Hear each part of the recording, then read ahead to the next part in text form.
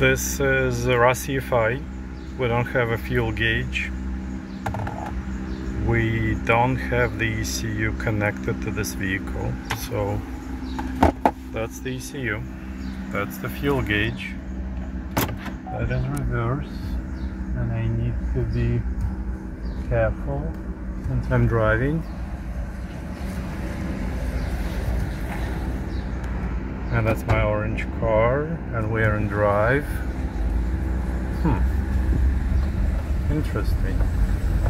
That's the transmission, that's the ECU, and that's us driving. That is a very pleasant surprise.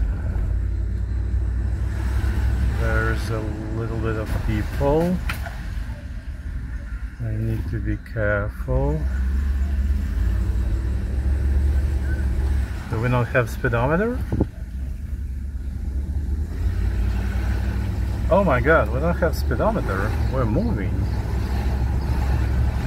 We don't have an ECU, we have no fuel, and we have no speedometer. But we're moving. And we are harsh when we are braking.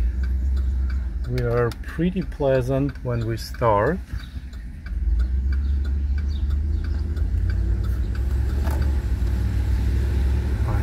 No privacy, everyone knows where I live.